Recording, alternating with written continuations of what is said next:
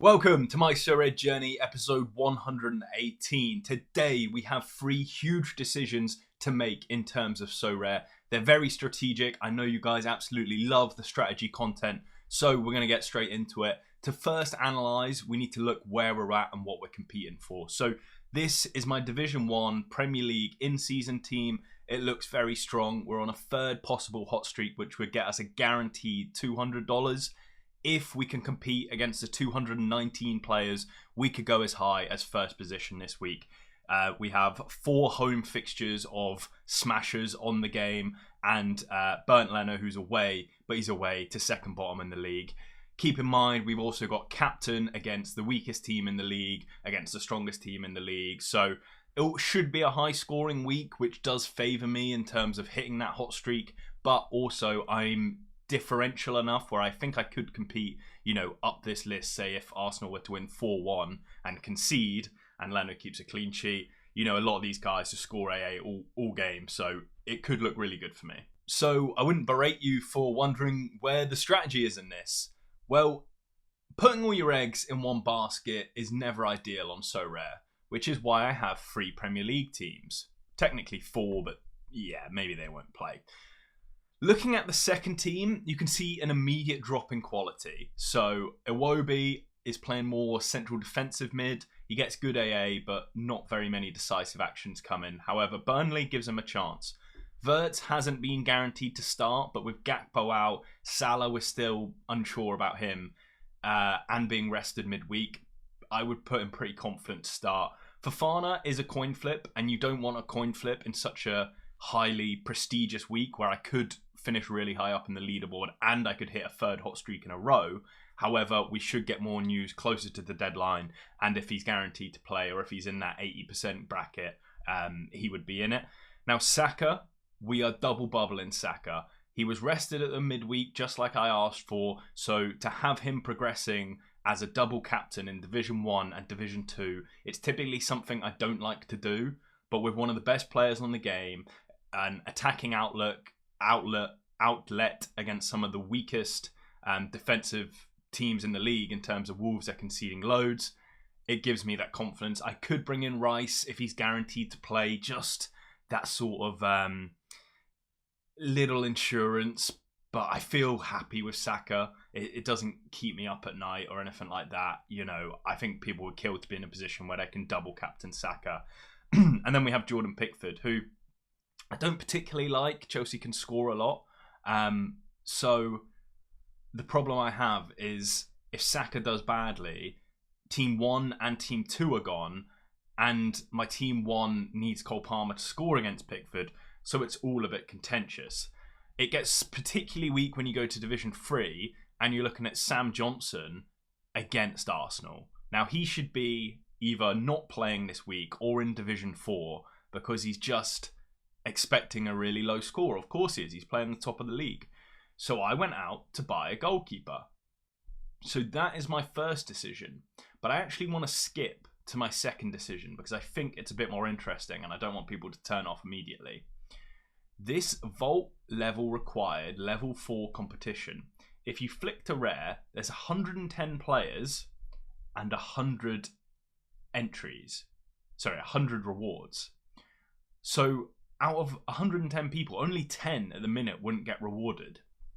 Now, this is recorded Thursday afternoon. Let's say this stretches to 130, 150 entries.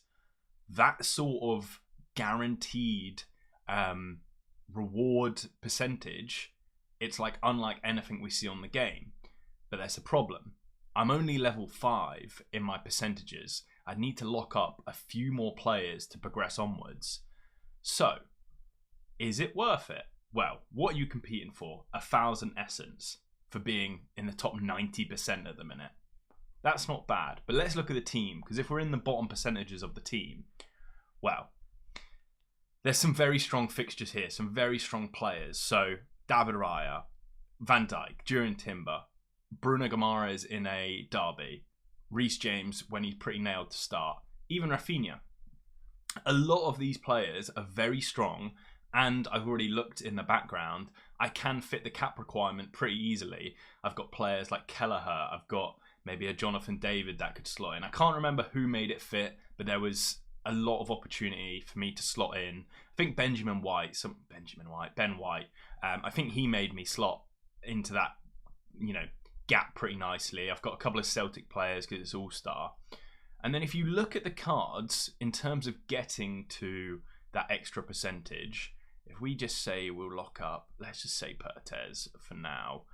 So, I don't actually want to do that. I want to do the bit where it has all of the Vault collection points. All right, I remembered where it was. So if you go through and you just look at players you can lock up. Now, of course, backup goalkeepers you could lock up. But if Vicario got injured this week, I can't unvault. If you remember in my trade deal for Caicedo, I promised someone that I would send him 2 players from my vault. One of them's already unlocked. The second one, the deal was within 2 months, but I kind of wanted to just get it sorted immediately if it's not going to cost me anything. And generally, in-season cards are worth more than non-in-season cards. So what we can do is just flick to all the classic cards and see who's surplus to requirement. So I look immediately at Jonathan David. I talked about him very briefly in the last episode, how even when he's expected to start, he's not starting. Even when he is starting, he's very rarely scoring or putting up a good score, even if he does score, which is difficult to say. But I have no problem locking up for 50. He's actually a collection. He's one of the earliest cards on Sorare. That's why I own him. If we're looking through some other players, Trent's back injured. Now, obviously, I haven't vaulted any of these cards yet because they don't gain me anything. I only vault when they're a group. So when they're, say, a 1% move, I'll vault them all together because otherwise it seems pretty wasted. On top of that, I could lose a Bernardo Silva. He's not really offering much to me. Someone like Luis Openda, not offering much to me. El Chad is the guy.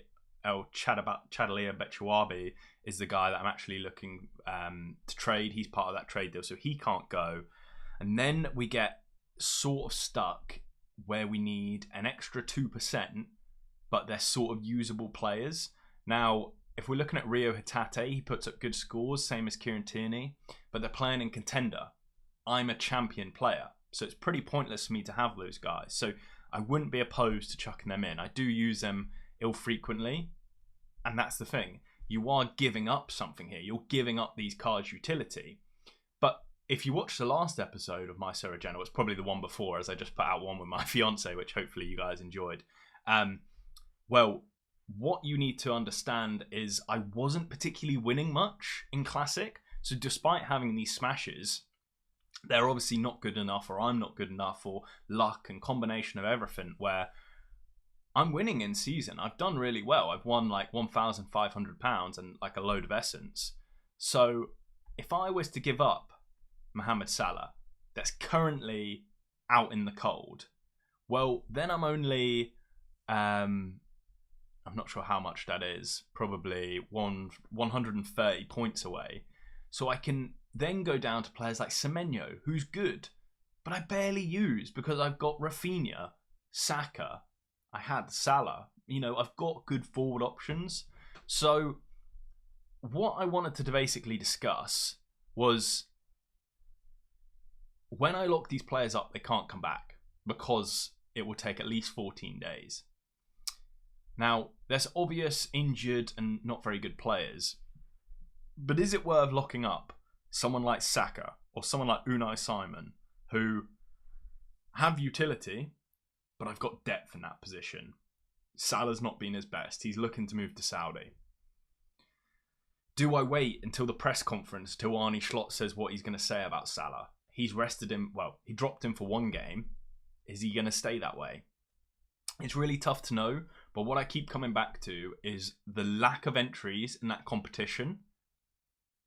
And what you're going to forget, I'm still getting an extra 2% cash boost. So let's strip this out and ignore the competition. I've been building up this Vault XP. Well, I'm just building up more. So not only am I getting 2% on my in-season cash, which, by the way, has a really good potential week ahead of it, but I'm locking up cards that aren't really valuable and entering into, well, they are valuable, but their utility I'm not getting the most out of is probably the correct way to say it. And a competition where I could win 20,000 essence. 20,000. And I've got good fixtures. So I'm sort of concluding at this stage that it is the best thing to do. If I do include my 2025 cards, there's a couple of people that I'm not going to, get mad. Like Pertez, I haven't used him, and I'm only keeping him unvaulted for January transfer window. I do like keeping the goalkeepers. Hato could go. Internationals maybe, but yeah, I'd probably lock up Hato. And then we're down to needing, 100 points? Well, the best ones would be all the Kawasaki players, because they are about to go on. Could just lock up Beto. He is so, look at his scores are just awful. But yeah, basically all the Kawasaki players, I think they've just finished their season, and even if they haven't, you would have been following the Sorare Journey where they really didn't offer too much, but obviously they were more fun. Adrian, 5-pointer not required, but he's needed for the Liverpool collection boost. But yeah, I might just finish this off screen, but you can basically find cards in my gallery, and it's probably the same in your gallery at home, where, yeah, these aren't unusable players. A lot of vaulted cards for players at home are just trash that they don't use. This is strategy. What are you willing to give up to get XYZ? The XYZ is this big competition and the percentage boost. So for me, I'm at the stage where, yeah, I'm happy to give up a Salah and, these Kawasaki players and Trent and Openda and Jonathan David. So it is going to leave me a bit weak in places, but overall, I think it's the right decision. Okay, so I've made my decision on what cards I think I can live without. We'll go through them very, very quickly. Adrian barely plays. Semenyo is fantastic, but I've got better, higher quality cards, and I get 50 points for him. Kawasaki boys are locked up. Bernardo Silva, he's one of those again where got better players in his position. Solanke, I bought for this injury return. It looks like something's complicated with the injury. We can't be sure when he's back. Even when he is back, not guaranteed to, slot right in. Jay David, low average scorer. Hato, sort of annoying because I feel like there could be a time where he comes good. I've seen him play in the Champions League this year and he dropped a stinker, so, that helps. But, Kukure is going to play everywhere now. Maybe small rotations here and there, but it'll probably be unpredictable. KT, Celtic, I'm not really playing contender too much. Openda, same as Jay David, unpredictable. Kawasaki. Salah, I could wait to see what happens with him, but even without him, he's not been that great, and I've got Wirtz as sort of a backup. Don't know. It's 200 points, right? 200 collection points. That's worth a lot. So I think the most likely outcome is he goes back to where he was, like in and out of the team. Probably leaves in January, maybe, yeah. It's tough to say. So locking him up. Pertez is for January. Hato Celtic. Trent injured. So they're all good. Obviously, if you're doing this, click the details to see what you're missing. So I've got 2 missions, which missions are worth nothing. I just filled them in because they're free. And then All-Star Rare. So if you check back, All-Star Rare, I'm already in Division 3, so I'm not getting relegated. And who would it be that I'm locking up? Bernardo Silva. Very happy with that. Got it. Happy with that. We're going to seal. That's going to get us to 7%, and then we can enter that competition, and we'll see how the team looks. I mean, I really hope it's good now because I've just done all this. Before we build that team, a quick shout out to the midweek Champions League game. I will say the only thing I was waiting on was a Florian Wirtz assist, and this is a clear penalty in my eyes. I'm totally not biased by the fact it won me $50 of market credits. Overall, Captain Caicedo was unlucky. He was actually on 72 as well as Van Dijk after the game, but he lost one duel, which I think loses him his triple-double. Moved it down to a double-double. Yeah, so it was a triple-double, moved to a double-double. That lost him 9 points. 9 points on the captaincy's tough. Same with Van Ven. He finished on 60, went down to 56. Probably expected more against Slavia Prague in a 3-0, but he obviously dropped a stinker. It seems that when Romero plays, he loses a lot of points because Romero steps up and plays sort of, very aggressive, tackle-winning duels, so Van de Ven has less to do. That's my suspicion, but let's also touch on how hard these competitions are to win. This is basically a perfect score, like 5 60 pluses. Yes, technically Van de Ven's not a 60 plus, but to get a goalkeeper 91 is wild. So, you know, if you swap some points there, it's basically all 60 plus. You got a good captaincy choice because they're all 60 plus, and you're still only winning $50, you know, to push up to the very high ranks. This team doesn't look that good because it's just the very high scorers. Like when I stop at 60 or 70 points, pushing to 96 really changes things. And I assume there's some captain bonus. Like my team looks so much better than this, but it's the fact Skelly's got an assist, and you know those 24 points obviously make up quite a lot. So shout out to the boys. Caicedo, I'm not going to forgive you because I did sort of captain the second lowest, but you're on your road to recovery, my friend. Let's see if we can quickly draft one of these. Vault level required. It'd be so funny if I got it wrong and I actually couldn't add a team. Oh, I can. Let's do it. So just to do this on screen, because I never actually draft any of my teams because I draft them so early. I've already looked ahead to the next week. That's how early we've done it. Oh, they actually think cells could be dropped. That is interesting. So I would like that. So we're looking for a low average. Do you know what? I'm going to delete the team that is in classic already. So if we just nuke that, clear team, that'll make it a lot easier to build because we are going to go straight in with the goalkeeper Raya. So we can untick, untick, and on we go. So David Raya is going to come straight in. He's going to be partnered next to, just build the best possible team. So it's Van Dijk or James, probably is Reece James. And then we can sort of tone down the levels when needed. Oh, that was it. Fabian Ruiz. What a lovely 48 if he's guaranteed to play. Now, unfortunately, we are lacking forwards because we got rid of most of them. But Rafinha should play. He might not play 90 minutes. And then we got 57. So, Timber, you know, look at that. That is such a solid team. I'd need to consider the captain. I do love Jurriën Timber, but if he's playing centre-back, he'll get a lower score. Obviously, Rafinha does great, but he's not going to play 90 minutes. And Ruiz is an tricky one to predict. Reece James a beast when he plays. I think he'll be slotting in midfield because Caicedo's not back. So we'll leave it on him. He's averaging 65. It can't be the worst in the world. I think we can improve this team. The lineup does not match the winter edition requirements. Oh, no.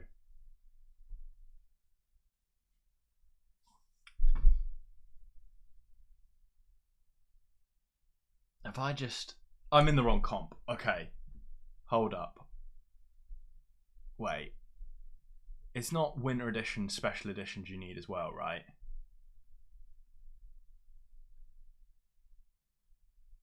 It's not. Let's just draft the same team very, very quickly. Where do we go? Timber, is that 280? 280 on the dot. Feels good. Whew. I was just building the wrong competition. Oh, I thought I just locked up all those cards for no reason. Well, glad that didn't happen. So that is one strategy decision made. We've done it on camera. The second one is whether we go out and buy a player. And we'll touch on the third one now because it's very simple. So basically, in what I spoke about this competition last time, you would have seen in the last episode with Rosie, we won Noni Madueke, which meant I could use him because he did start over Saka, which is exactly what I wanted. He obviously outscored his points target. So now I need to use, you know, one of these boys tonight. I could probably use Roma players, to be fair. I'm not very confident in Celtic with the new manager, but, you know, I like him. It's just going to take time. And Roma are very, very good this season. They were top of the league for a bit. But, yeah, I'll just scroll through. Someone like Stuttgart against Tel Aviv.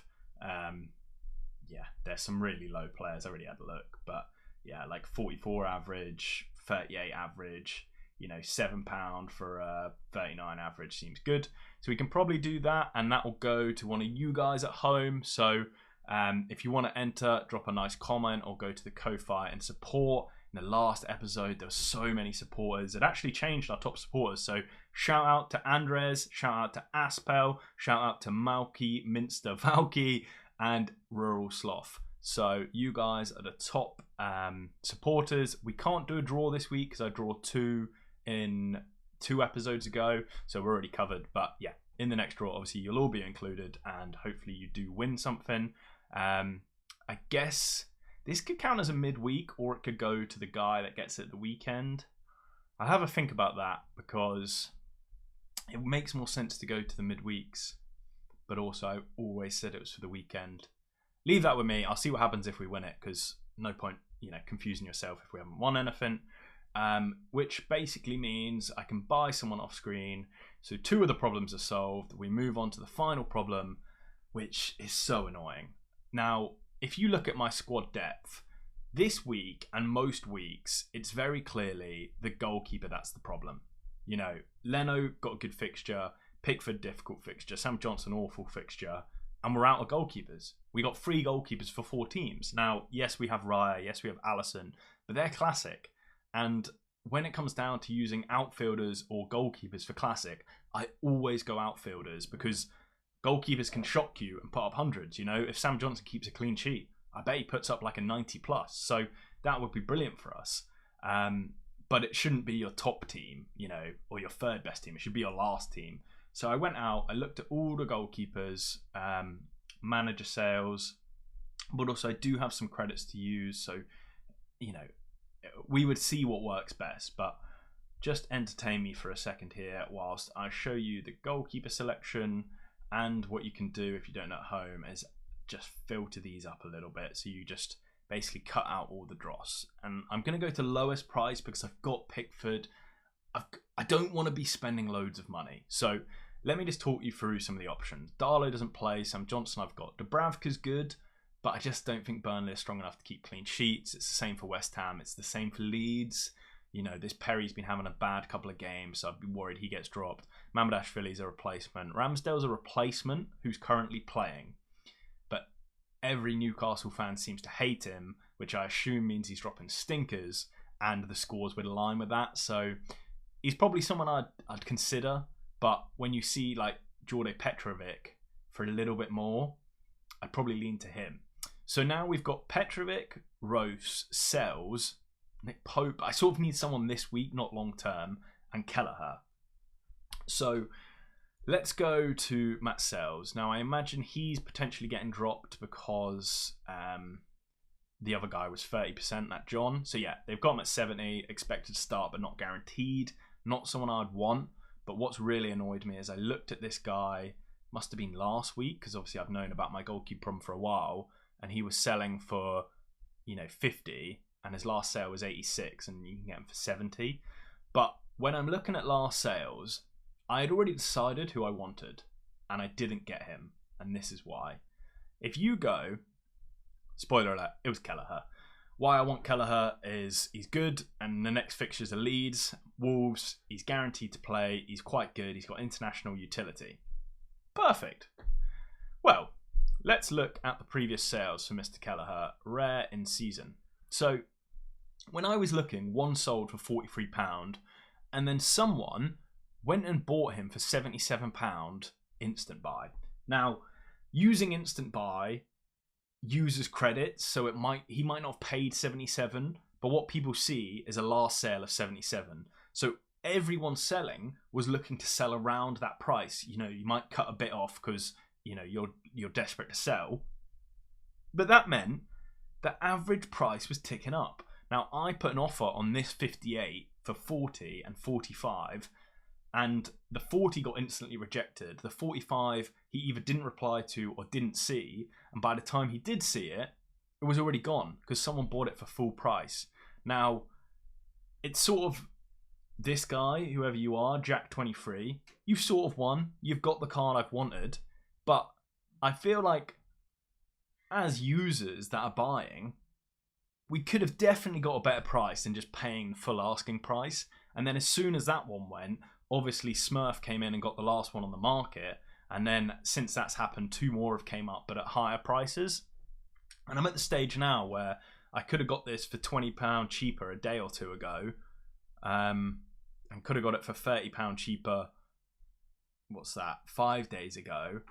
So I just feel like I'm not getting a good price. So someone like Kelleher to me is probably worth more because I'm on a hot streak and because I've got good cards for the first 2 teams, my top 2 teams.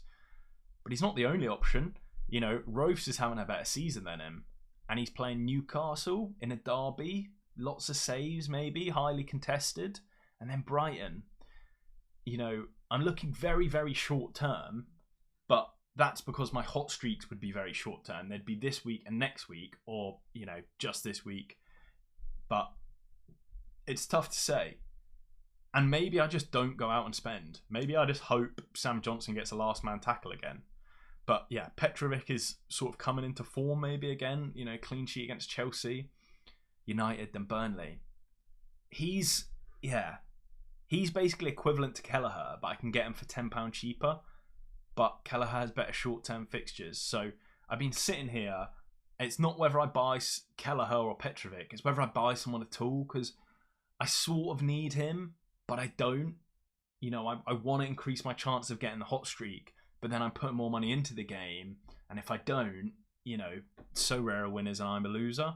So it's tough to know. I might be able to work some price off this guy. He was selling for around 56 yesterday, so hopefully the guy would come down to last sales, because there is 2, so it's a bit competitive. But it's tough to know. So let me know in the comments what you guys think is best. Actually, I'm not sure if I do this as a 2-part series. No, I think I'll do it as a 1-part. So you'll see this maybe Saturday or Sunday, maybe Friday. I just don't like uploading on the same day. Maybe I'll upload Rosie's video right now. We'll do that. All right. Thank you for watching. Donate if you want to support the channel. Subscribe if you enjoyed this and you've got no money. Much like myself. All the best. Cheers.